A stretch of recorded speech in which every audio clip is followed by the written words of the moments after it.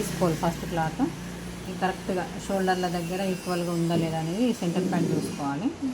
ఇలా చూసుకొని ఇట్లా చూస్తే కూడా మనకు తెలుస్తుంది. లైనింగ్లు మనం అయితే ఈక్వల్గానే కట్ చేసుకుంటాం కదా, ఇలా ఈక్వల్గా ఉందా లేదా అనేది చూసుకొని ఇలా ఫస్ట్ నార్మల్గా ఇట్లా పెట్టుకోవాలి. పెట్టుకున్న తర్వాత దీనికి కొలత ఇక్కడ నుంచి ఎక్కడికి ఉంది లూజు, హ్యాండ్ లూజ్ దగ్గర చిన్నగా ఒక స్టార్ట్ చేయాలి. రబ్ చేసుకుంటూ స్టార్ట్ చేసిన తర్వాత కొత్తగా నేర్చుకునే వాళ్ళు అయితే ఇప్పుడు ఫుల్ హ్యాండ్స్ కదా, ఫుల్ హ్యాండ్స్ అయితే కొంతమందిది ఇక్కడ కూడా విడత ఎక్కువ ఉంటుంది. అటువంటప్పుడు కొత్తగా నేర్చుకునే వాళ్ళకి ఇది బాగా యూజ్ అవుతుంది. ఇట్లా ఇక్కడ నుంచి ఏదో ఒక పాయింట్ దగ్గర మార్కింగ్ చేసుకొని ఇక్కడ నుంచి ఇట్లా చూసుకోవాలి. అర్థమైనా? ఇట్లా చూసుకొని ఇదొక మార్కింగ్,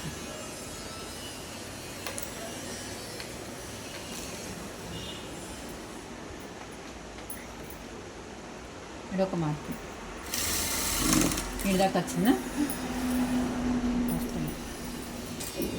ఇక్కడికి వచ్చిన తర్వాత మళ్ళీ ఇక్కడ చంక దగ్గర ఒకసారి చెక్ చేసుకోవాలి ఏడు వరకు వస్తుంది అనేది. ఒక మార్కింగ్ చేసిన తర్వాత ఇప్పుడు రెండు ఈక్వల్గా వస్తున్నాయి అనేది చూసుకోవాలి. ఇప్పుడు ఇవి ఉంది కదా, ఈ ఖర్చు అనేది పైకి ఉండాలి, దీని ఖర్చు కూడా పైకి ఉండాలి అని అంటే ఇక్కడ రెండు ఈక్వల్గా వస్తున్నాయా లేదా చూసుకోవాలి. ఇలా రెండు కుట్లు ఈక్వల్గా వచ్చినాయా రాలేదా ఇలా చూసుకొని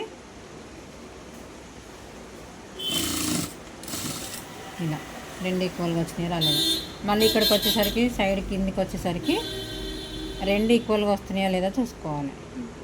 ఈ ఒకవేళ బ్యాక్ పార్ట్ ఎక్కువ వచ్చిందనుకో ఇట్లా తక్కువ వచ్చి ఇది తక్కువ వచ్చి ఇది ఎక్కువ వస్తే ఇక్కడ అడ్జస్ట్ చేసుకోవాలి. మొత్తం విప్పితే ఇక్కడ సెట్ అవుతుంది అనుకుంటే మొత్తం విప్పినా పర్వాలేదు, కొంచెం విప్పితేనే ఇక్కడ సెట్ అవుతుంది అంటే అట్లా అయినా పర్వాలేదు. నాకు ఇక్కడ సెట్ అయింది, కరెక్ట్గా వచ్చింది, ఏ కొంచెం కూడా తేడా లేకుండా వచ్చింది. ఇప్పుడు నేను ఇక్కడ సైడ్ వేసేది ఏంటిది ఉక్సు పట్టి సైడ్ వేస్తున్నా. సేమ్ యాజ్ టీజ్గా ఉక్సు పట్టి సైడ్ వేసుకునేటప్పుడు ఇక్కడ ఒక చిన్న మార్కింగ్ చేసుకొని ఇక్కడికి స్ట్రేట్గా కుట్టి వేసాను. మనం బ్లౌజ్ మొత్తం కుట్టుడు, పైపింగ్, నీట్ ఫినిషింగ్, లోడింగ్ పద్ధతిలో ఏ పద్ధతిలో వేసినా ఎంత మంచిగా నీట్గా కుట్టినా కానీ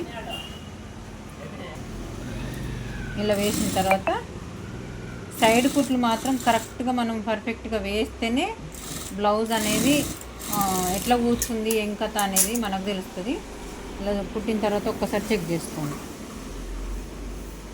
ఇలా చూస్తే మనకి స్ట్రేట్గా ఇట్లా పట్టుకుంటే ఇలా లైన్గా మన స్కేల్ పెడితే ఎంత స్ట్రేట్గా ఉంటుందో అంత స్ట్రేట్గా రావాలి. ఇట్లా కుట్టు పడితే ఇట్లా వచ్చిందా? ఈడ కొంచెం ఒక కుట్టు, ఒక పావు కుట్టు మందం తేడా వచ్చింది అంటే ఒకటే పాయింట్ మందం తేడా వచ్చింది. ఈ కొంచెం కూడా తేడా రాకుండా మనము క్లాత్ అనేది కొంచెం అడ్జస్ట్ కొంచెం ఇట్లా లాగి పట్టినట్టు కూడా వేయచ్చు. కొంచెం అటు ఇటుగా ఈ స్టోన్స్ అవుట్లో కొంచెం ఇది క్లాత్ అనేది జరుపుకుంటూ వస్తుంది. జరిగింది కదా ఇక్కడ అట్లా జరగకుండా వేసుకోవచ్చు. ఇప్పుడు నేను కుట్టిప్పి కూడా మళ్ళీ వేస్తా. అయితే ఏంటంటే ఈ చిన్న మిస్టేక్ కూడా జరగకుండా వేసుకోవాలి.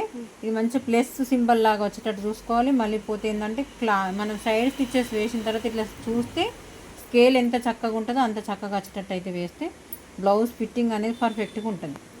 అర్థమైందా? ఓకే.